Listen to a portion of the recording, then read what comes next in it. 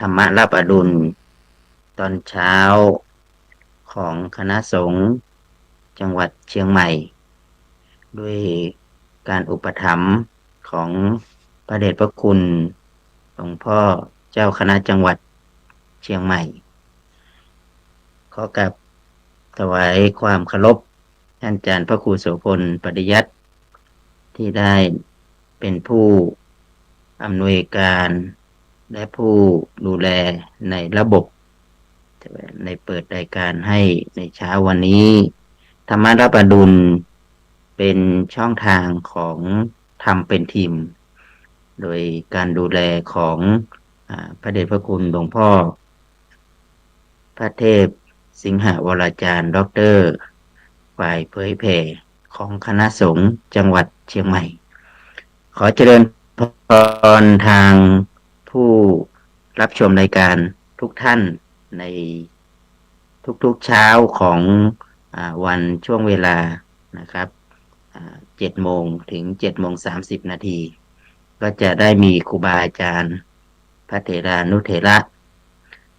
ได้มีโอกาสได้มาพบปะได้มาพูดคุยในรายการของ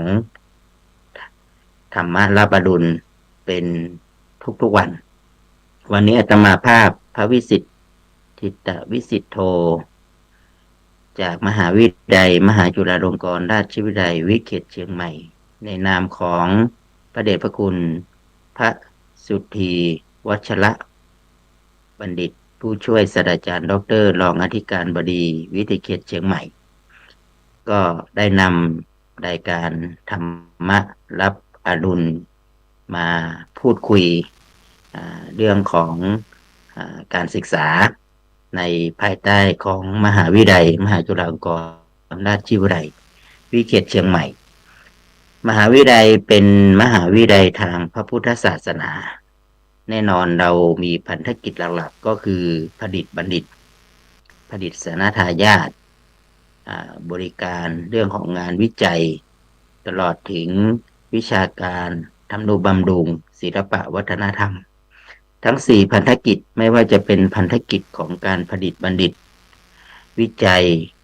บริการวิชาการและทำนุบำรุงทั้ง4พันธกิจนี้เป็นพันธกิจที่ของมหาวิทยาลัยสงฆ์มุ่งที่จะพัฒนามุ่งที่จะสนองงานของคณะสงฆ์แล้วก็เพื่อบูรณาการกับศาสตร์สมัยใหม่โดยใช้ฐานของหลักการทางพระพุทธศาสนาเป็นมหาวิทยาลัยที่มีความหลากหลายในทางพหุวัฒนธรรมโดยเฉพาะยิ่งก็มีนิสิตที่เข้ามาศึกษา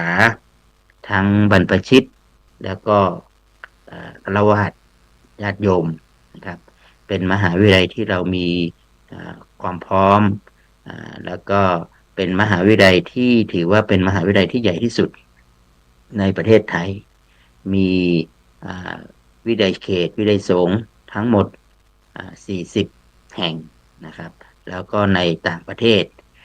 ที่เป็นวิทยาลัยห้องเรียนต่างๆนะครับเรามีนิสิตทั้งในประเทศและก็ต่างประเทศซึ่งวิทยาเขตเชียงใหม่ก็เป็นมหาวิทยาลัยเป็นวิทยาเขตแห่งที่2นะครับจากส่วนกลางนะครับก็เป็นสถานที่ตั้ง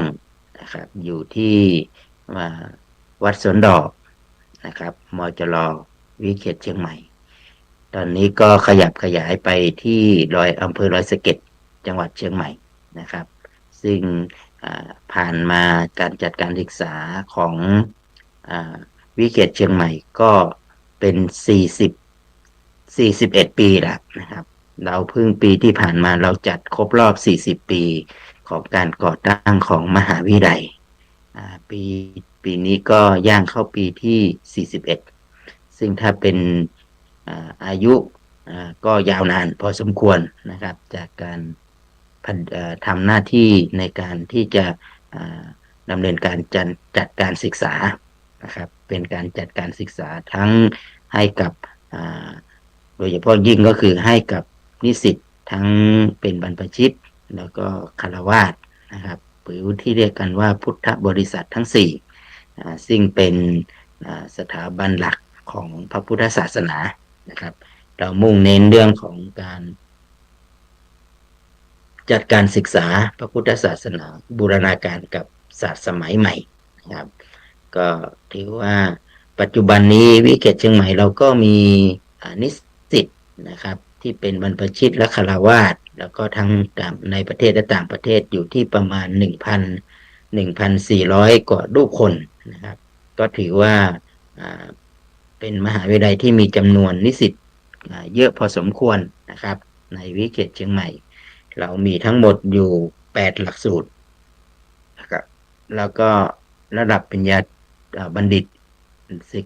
บัณฑิตศึกษามีอยู่ระดับปริญญาโทนะครับ7หลักสูตรแล้วก็ระดับปริญญาเอกอีก3หลักสูตรนะฉะนั้นรวมกันแล้วเนี่ยเราก็มีอยู่18หลักสูตร18หลักสูตรนี้ก็ถือว่ามีควบคุมเกือบทุกสาขานะครับโดยเฉพาะยิ่งก็คือ4คณะไม่ว่าจะเป็นคณะพุทธศาสตร์นะครับซึ่งเป็นคณะหลักๆคณะสังคมคณะครุแล้วก็คณะมนุษยศาสตร์นะครับก็เป็นด้านของภาษานะครับอันนี้ก็จะเป็นระดับปริญญาตรีแล้วก็ปริญญาโทนะครับก็มีคณะพุทธศาสตร์นะครับสังคมภาษาอังกฤษนะครับอันนี้แล้วก็ที่สำคัญที่สุดก็คือเรามีพุทธศิลปกรรมพุทธศิลปกรรมนี้ถือว่าเป็นจุดเด่นที่สำคัญนะครับของมหาวิทยาลัยเรามีจุดแข็งอยู่โดยเฉพาะยิ่งก็คือด้านภาษาอังกฤษนะครับเรามีการใช้นิสิตต่างชาติแล้วก็พุทธศิลปกรรมตอนนี้พุทธศิลปกรรมเนี่ยเราเปิด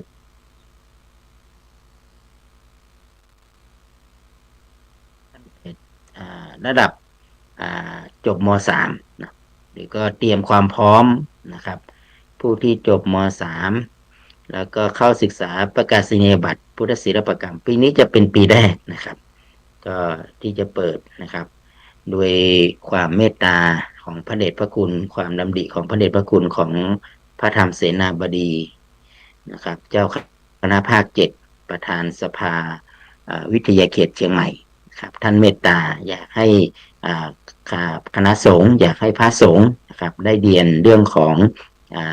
ศิลปะเรื่องของการศึกษาความรู้ด้านทฤษฎีนะครับการเขียนการสถาปัตย์งานของพุทธศิลปกรรมงานของการปั้นงานของการรักษาบำรุงวัดวาอารามนะครับแม้ว่าถ้าเราจะออกแบบการดูแลการก่อสร้างอะไรต่างๆเนี่ยมันก็จำเป็นอย่างยิ่งที่เราจะต้องมีความรู้นะครับเนื่องจากว่ามันพัวพันกับการดูแลนะครับเราจะสร้างสนสถานอะไรต่างๆเนี่ยนะครับก็จำเป็นโดยเฉพาะยิ่งมหาวิทยาลัยเราก็กำลังเป็นการที่ดอยสะเก็ดก็กำลังจะมีการพัฒนาในการก่อสร้างนะครับพระเดชพระคุณก็ได้เมตตานะครับให้แนวทางว่าเราในฐานะเป็นพระสงฆ์ก็ควรที่จะต้องมีความรู้นะครับด้านนี้เพื่อที่จะเป็นอย่างน้อยก็คือมีความรู้ความเข้าใจนะครับแล้วออกแบบอะไรต่างๆเนี่ยก็จะเป็นโอกาสที่เราจะเข้าใจนะครับในบริบทสถานที่ที่เราจะสร้างก็จะทำให้สถานที่ตรงนั้นเนี่ยนะครับมันมีการผ่านกระบวนการองค์ความรู้ก็มีภาคทฤษฎีแล้วก็เน้นภาคปฏิบัตินะครับอันนี้ก็เป็นประกาศนียบัตรตอนนี้ทางสภามหาวิทยาลัยก็ได้อนุมัติครับเป็นที่เรียบร้อยครับก็เราก็จะได้ทำการเปิดการเรียนการสอนของประกาศนียบัตรในการเตรียมความพร้อมนะครับเพื่อที่จะเรียนระดับปริญญาตรีจบปริญญาตรีก็สามารถเรียนระดับปริญญาโทปริญญาเอกนะครับก็ถือว่าสาขาวิชาของพุทธศิลปกรรมนะครับของจังหวัดของวิเหล่านี้นะครับก็เป็นที่รู้จักเป็นมจรแห่งแรกนะครับที่เปิดสาขาของศิลปกรรมนะครับพุทธศาสนาระดับปริญญาเอกนะครับก็ทั้งหมดเนี่ย40กว่าแห่งเนี่ยนะครับก็ที่จะเปิดก็มีอยู่ที่วิเขตเชียงใหม่นะครับแล้วก็นอกนั้นก็จะเป็น วิทยาสงฆ์เชียงรายนะครับก็เรามีองค์ความรู้มีด้านศาสตร์ตรงนี้จำนวนมากนะครับในทางพุทธศาสนาโดยเฉพาะยิ่งเราต้องการที่จะให้คณะสงฆ์นะครับที่เป็นพระสังฆาธิการก็ดีนะครับเป็นผู้ที่ดูแลวัดวาอารามนะครับที่มีความอย่างน้อยก็เป็นพอมาเรียนพุทธศิลปกรรมเนี่ยอย่างน้อยเราก็จะได้มีความรู้นะครับการกรองการจะบูรณะปฏิสังขรณ์จะสร้างอะไรต่างๆเนี่ยนะครับเราก็จะมีหลักการวิธีการศาสตร์ผสมผสานกับศาสตร์สมัยใหม่หรือหลักการทางพระพุทธศาสนานะครับเราหนีไม่พ้นที่นั้นก็ขอฝากประชาสัมพันธ์กับทางคณะสงฆ์นะครับญาติโยมที่สนใจนะครับที่จะมาเรียนทั้งประกาศนียบัตรก็ดีเตรียมความพร้อมแล้วก็จะเรียนระดับปริญญาตรีปริญญาโทและปริญญาเอกครับด้านพุทธศิลปกรรมอันนี้ก็เป็นอีกหลักสูตรหนึ่งนะครับที่วิเขตเชียงใหม่มีความภาคภูมิใจที่เราได้มีหลักสูตรที่ได้ปรับปรุงพัฒนานะครับจนมีการจัดการถึงระดับปริญญาเอกได้นะครับอันนี้ก็ประชาสัมพันธ์ต่อจากนั้นก็คือหลักสูตรของที่เราพูดถึงก็คือเรื่องของภาษาอังกฤษนะครับตอนนี้เรามีนิสิตนักศึกษานะครับต่างชาติเป็นจำนวนมากครับก็ได้เดินทางมาศึกษาพระพุทธศาสนานะครับเดินทางมาศึกษาในหลักสูตรเพื่อที่จะเป็นการศึกษาพหุวัฒนธรรมร่วมกันนะครับก็มีนักศึกษาที่เดินทางมาศึกษาด้านภาษาอังกฤษของเราเนี่ยนะครับพระสงฆ์เราก็จะทำเรียนทั้งภาคทฤษฎีและภาคปฏิบัติโดยเฉพาะอย่างยิ่งภาคเรื่องของด้านภาษาเรียนเรื่องของภาษาแล้วก็เรื่องของความรู้ทางพระพุทธศาสนานำไปสู่การทำที่เราเข้าใจกันก็คือที่เชียงใหม่นี่ก็คือเป็นการเริ่มต้นของเรื่องของบังแชทนะครับบังแชทก็จะมีทั้งพระนะครับที่มีการสนทนาธรรมนะครับผ่านภาษาที่มีความหลากหลายโดยเฉพาะยิ่งก็คือต่างชาตินะครับที่สนใจพุทธศาสนาก็เข้ามาศึกษาบังแชทอันนี้เป็นภาคปฏิบัติเสร็จแล้วพอศึกษาเสร็จแล้วเราก็มีสถานปฏิบัติธรรมนะครับโดยเฉพาะยิ่งใครสนใจที่จะเข้าสู่การปฏิบัติธรรมไม่ว่าจะเป็นต่างประเทศเดินทางมาหรือนักศึกษาเราเองนะครับเรามีสถานศึกษาพระพุทธศาสนานะครับแล้วก็วิปัสสนานานาชาตินะครับอันนี้ก็รองรับทั้งฆราวาสญาติโยมนะครับโดยเฉพาะยิ่งต่างชาติที่มาศึกษาสนทนาการเรานะครับโดยเฉพาะยิ่งก็เข้ามาสนทนาธรรมแล้วก็มีความสนใจที่จะเข้าไปปฏิบัติธรรมก็ได้เดินทางไปปฏิบัติธรรมปีหนึ่งนะครับที่ผ่านมาตามสถิติของเราก็อย่างน้อยก็มีอยู่ที่ประมาณปีที่ผ่านมานี่3,000กว่าคนนะครับต่างชาติมาจากนานาประเทศนะครับอันนี้เราก็เห็นว่าวิทยาเขตเชียงใหม่เราก็บริการทั้งวิชาการแล้วก็ผลิตบัณฑิตด้านนี้มาในสาขาที่มาสถานนะครับส่วนเรื่องของการอีกอันหนึ่งก็คือเรื่องของการคณะที่เรากำลังที่สนใจนะครับที่นั่นมาสังคมนะครับสังคมเนี่ยด้านสังคมเราก็เด่นเรื่องของสังคมสงเคราะห์นะครับตอนนี้เนี่ยสังคมสงเคราะห์เราก็มีทั้งการผลิตบัณฑิตที่จะไปบริการสังคมนะครับบริการชุมชนนะครับโดยที่จนทำให้เกิดของเชียงใหม่ที่เด่นที่สุดก็คือเรื่องของพระบัณฑิตอาสาเป็นที่รู้จักกันนะครับเรามีนักสังคมสงเคราะห์เรามีพระสงฆ์ที่ขึ้นไปอยู่กับชาวบ้านนะครับเรามีพระอาสมที่เป็นเพื่อที่จะไปเผยแผ่พระพุทธศาสนาแล้วไปดูแลความทุกข์สุขของชาวบ้านนะครับพระสงฆ์เราก็ทำหน้าที่นะครับไม่ว่าจะเป็นหน้าที่ของการเผยแผ่พุทธศาสนานะครับโดยเฉพาะยิ่งก็หน้าที่หลักๆของเราก็คือตามพันธกิจของมติมหาเถรสมาคมนะครับไม่ว่าจะเป็นเรื่องการศึกษาเรื่องเผยแผ่เรื่องของสาธารณูปการนะครับเรื่องของการศึกษาสงเคราะห์นะครับสาธารณสงเคราะห์นะครับหนึ่งในนั้นเนี่ยการศึกษาสงเคราะห์กับสาธารณสงเคราะห์เนี่ยก็ต้องยกให้พระบัณฑิตหรือ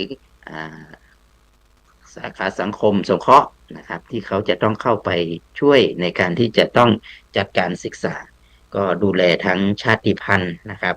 แล้วก็มีพระบัณฑิตอยู่อาสมต่างๆใน3 จังหวัดหลักๆไม่ว่าเชียงใหม่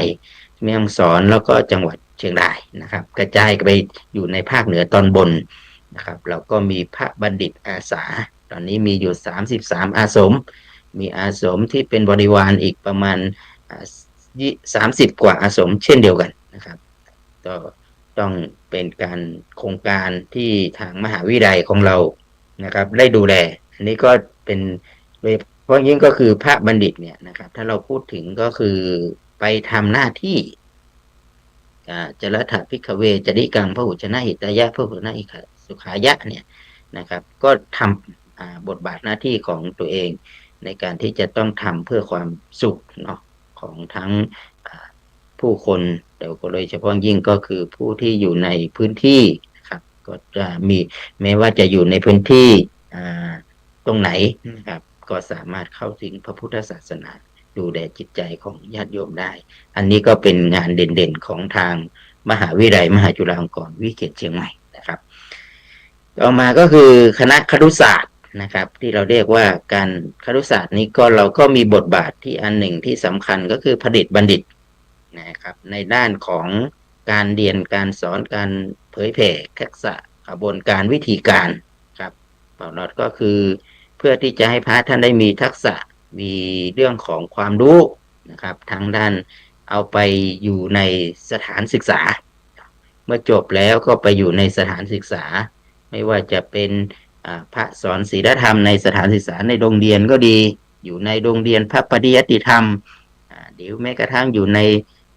สถาบันการศึกษาต่างๆครับท่านก็จบแล้วก็ไปทำหน้าที่นะครับในการที่จะเอาหลักคำสอนบูรณาการการใช้ชีวิตการศึกษาของตัวเองก็เอาไปสอนในโรงสถาบันการศึกษานะครับของวิเศษเชียงใหม่เนี่ยครับหลักสูตรหลักๆนะครับแล้วก็มีความสำคัญแล้วก็มีที่เชียงใหม่นะครับที่อื่นนี่ก็ยังไม่ยังไม่เหมือนกับอัตลักษณ์เหมือนของเชียงใหม่นะครับของเชียงใหม่เราก็จะมีที่หลักๆที่สำคัญก็มีอยู่ประมาณบูรณาการกับงานของคณะสงฆ์นะครับร่วมด้วยช่วยกันในการที่จะดูแลสาธารณทายาทพัฒนานะครับการศึกษาเป็นเรื่องของสำคัญและอีกอันหนึ่งก็คือมจรของวิเศษเชียงใหม่เนี่ยเราไม่ได้เตรียมเฉพาะแค่ระดับอุดมศึกษาเรายังเตรียมความพร้อมตั้งแต่ประถมศึกษานะครับก็ยังแปลคนอาจจะเป็นใจว่าเอ๊ะทำไมมหาวิทยาลัยทำไมต้องไปเตรียมถึงประถมศึกษาครับโดยเฉพาะอย่างยิ่งตอนนี้เนี่ยถ้าเราพูดถึงเรื่องของการศึกษามันไม่ได้บอกว่าทุกคนเนี่ยนะครับจะต้องพอมีความที่จะต้องส่งต่อหรือต้อง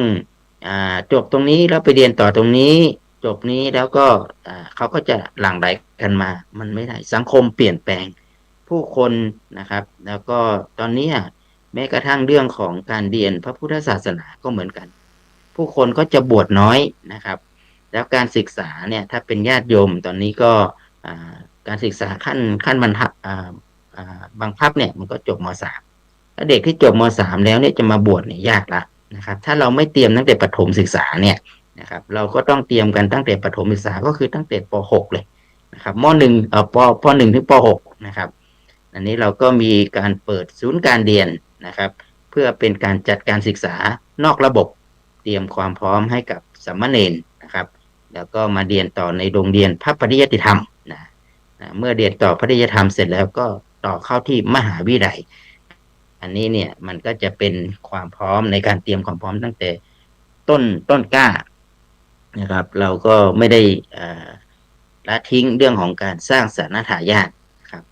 ก็มีที่วิเศษเชียงใหม่เท่านั้นนะครับที่เรียนตั้งแต่ประถมศึกษาตอนนี้เราก็ได้ทำความร่วมมือนะครับระดับประถมศึกษาแล้วก็ระดับมัธยมศึกษาแล้วก็ระดับอุดมศึกษานะครับอันนี้เราก็วิเศษเชียงใหม่ตอนนี้ศูนย์การเรียนของโพธิยาไดเนี่ยเรามีทั้งหมด22แห่งด้วยกันนะครับ22แห่งก็คือ22ห้องเรียนนะครับควบคุมไปทั้ง2จังหวัดก็คือจังหวัดเชียงใหม่กับจังหวัดลำพูนนะครับอันนี้ก็วิเศษวิทยาสงฆ์ลำพูนเมื่อจบจากลำพูนก็ไปต่อวิทยาสงฆ์ลำพูนไปอันนี้ก็ เราก็จะเห็นว่าสาธารณาญาติเนี่ยเริ่มจากตั้งแต่การเตรียมความพร้อมระดับประถมศึกษานั้นเราก็จึงได้พูดได้เต็มที่ว่าเรามีกระบวนการในการเตรียมความพร้อมให้กับสาธารณทายาทที่จะเข้าเรียนนะครับกลุ่มเป้าหมายนะแม้ว่าจะลดลงแต่เราเชื่อมั่นว่าถ้าเราเตรียมความพร้อมประถมศึกษาเนี่ยเขาจะมีโอกาสได้เรียนพระพุทธศาสนาใกล้ชิดกับพระพุทธศาสนามากขึ้นเมื่อใกล้ชิดมากขึ้นเขาก็จะนำไปสู่การมีความมั่นคงต่อพระพุทธศาสนาฉะนั้นการศึกษาบูรณาการกับศาสตร์สมัยใหม่เนี่ยนะครับทางวิเขตเชียงใหม่นะครับโดยการนำของพระเดชพระคุณพระสุธีวัชระบัณฑิตผู้ช่วยศาสตราจารย์ดรรองอธิการบดีวิเขตเชียงใหม่ก็ให้นโยบายไว้ว่าการศึกษาต้องจัดการศึกษาให้ทั่วถึงนะครับทุกกลุ่มทุกชาติพันธุ์เพราะเรามีความหลากหลายในพื้นที่ของเราโดยเฉพาะยิ่งก็คือพื้นที่ของวิเขตเชียงใหม่เนี่ยนะครับติดกับประเทศเพื่อนบ้านนะครับเราจะต้องมีความพร้อมดูแลด้านการศึกษาให้ทั่วถึงนะครับแล้วก็จัดการศึกษาให้เหมาะบริบทให้เหมาะกับพื้นที่นะครับแล้วก็ทรัพยากรที่มีอยู่ในพื้นที่แห่งนี้นะครับอันนี้ก็เป็นสิ่งที่นำมานะครับประชาสัมพันธ์นำมาบอกกล่าวกับทางผู้ฟังรายการของธรรมะรับอรุณนะครับว่ามหาวิทยาลัยวิเขตเชียงใหม่ได้การจัดการศึกษาแล้วก็ทำนุบำรุงรักษาไว้นะครับซึ่งสิ่งที่เป็นอัตลักษณ์ของทางล้านนาที่เป็นอัตลักษณ์ของความงดงามทางวัฒนธรรมยิ่งนะครับโอกาสนี้ก็ช่วงนี้ก็จะเป็นช่วงของการเตรียมความพร้อมถ้าเราพูดถึงก็คือทางคณะสงฆ์ก็จะมีการสอบวัดความรู้นะครับด้านของการศึกษาปริยัตินะครับปฏิบัติเนาะแล้วก็ทีเนี้ยด้านปริยัติเนี่ยตอนนี้ก็จะมีการวัดผลประเมินผลกันครับแล้วก็โดยเฉพาะยิ่งก็มหาวิทยาลัยก็เหมือนกันนะครับเรามีทั้งบริการวิชาการแก่สังคมนะครับช่วงนี้เราก็จะเห็นว่าจะนิสิตนักศึกษาภาคสอนศีลธรรมเราก็จะมีการเตรียมความพร้อมเรื่องของการสอบธรรมศึกษานะครับปีหนึ่งก็มี1 ครั้งนะครับสำหรับเยาวชนสำหรับฆราวาสญาติโยมนะครับเราก็มีการเตรียมความพร้อมที่จะสอบธรรมศึกษาครับของคณะสงฆ์นะครับเพื่อโดยเฉพาะยิ่งก็คือเด็กเยาวชนที่อยู่ในสถาบันการศึกษานะครับก็จะมีการจัดการสอบธรรมศาสตร์ในวันที่27นะครับ27นี้นะครับเราก็จะเห็นว่าแต่ละที่ภาคก็จะได้มีการเตรียมความพร้อมมีการดูแลการจัดการนะครับเรื่องของธรรมศึกษามันเป็นการสอบวัดความรู้นะครับด้านพระพุทธศาสนาแล้วก็เป็นวันที่คณะครูนะครับก็จะมีโอกาสนะครับได้นำเด็กได้มาปฏิบัติโดยเฉพาะยิ่งก็คือปฏิบัติธรรมเป็นพุทธบูชานั่นแหละนะครับเมื่อศึกษาแล้วก็ต้องนำมาเผยแผ่เนาะนำมาวัดความรู้ความเข้าใจการศึกษานะครับก็นี้หลังจากนี้เราก็จะเห็นนะครับญาติโยมนะครับอีกอันหนึ่งทางมหาวิทยาลัยเราก็จะมีการซ้อมรับปริญญานะครับในช่วงของวันที่29ที่มจร.ลอยสะเก็ดนะครับที่ป่าเมี่ยงก็คือญาติโยมคนไหนที่ไม่ติดภารกิจอยากจะไปดูนะครับปีนี้มีนักศึกษาอยู่นะครับระดับปริญญาตรีปริญญาโทปริญญาเอกนะครับที่จะเข้ารับปริญญาประมาณ200นะครับ200 กว่ารูปคนนะครับแล้วก็มีประกาศนียบัตรพระสอนศีลธรรมอีก17นะครับเป็นรุ่นที่1ก็จะเข้ารับประกาศสิทธิกิจวัตรในเขาครั้งนี้แล้วก็มีทั้งการเตรียมความพร้อมนะครับในการที่จะไปรับปริญญาที่กรุงเทพโดยเฉพาะยิ่งการรับปริญญาซ้อมรับปริญญานี้ก็เสมือนจริงนะครับโดยได้รับความเมตตาของพระเดชพระคุณนะครับพระธรรมเสนาบดีเจ้าคณะภาค7ประธานสภาวิเขตเชียงใหม่เป็นประธานในการมอบนะครับฉะนั้นก็ขอเชิญทุกท่านนะครับได้มีส่วนในการที่จะอย่างน้อยก็ได้มีโอกาสได้เข้ามาสัมผัสกับภูเขาแห่งความสุขหรือที่เราเรียกกันว่ามจร.วิเขตที่เป็นพุทธมณฑลของคณะสงฆ์จังหวัดเชียงใหม่นะครับที่ดำเนินการมาแต่นี้ตอนนี้ถ้าเราเดินทางจากอำเภอเมืองไปก็ใช้เวลาอยู่ที่ประมาณ30 นาทีนะครับไปที่เดินจากห้องห้วยไคร้ไปนิดหนึ่งนะครับทางขวามือนะครับติดกับตำบลป่าเมี่ยงนะครับเทศบาลป่าเมี่ยงตรงข้ามเราก็จะเห็นมหาวิทยาลัยมหาจุฬาลงกรณ์วิทยาเขตเชียงใหม่ มีพื้นที่ที่อยู่ในหุบเขาแห่งความสุขก็ขอเชิญทุกท่านนะครับได้มีส่วนร่วมญาติโยมที่อยากจะร่วมบุญก็สามารถไปเปิดโรงทานได้นะครับไปร่วมเป็นเจ้าภาพนะครับหรือแม้กระทั่งไปร่วมแสดงความยินดีกับบัณฑิตใหม่นะครับที่จะได้จบการศึกษาระดับปริญญาตรีปริญญาโทแล้วก็ปริญญาเอกนะครับในภายใต้ของการจัดการศึกษาพระพุทธศาสนาบูรณาการกับศาสตร์สมัยใหม่นะครับเพื่อพัฒนาจิตใจและสังคมอันนี้ของมหาวิทยาลัยมหาจุฬาลงกรณ์นะครับวิเขตเชียงใหม่นะครับก็เป็นกิจกรรมแล้วก็หลังจากนั้นก็จะเดินทางไปที่กรุงเทพนะครับที่ไปภาพรวมของทั้งประเทศนะครับก็จะเห็นนิสิตบัณฑิตนะครับที่ได้ภาคเพียรจนสำเร็จการศึกษาระดับปริญญาโทปริญญาเอกนะครับแล้วก็ระดับปริญญาตรีก็คือบัณฑิตศึกษาบัณฑิตนะครับพระบัณฑิตที่ก็ได้จบการศึกษาก็ที่จะมีการจัดที่มจร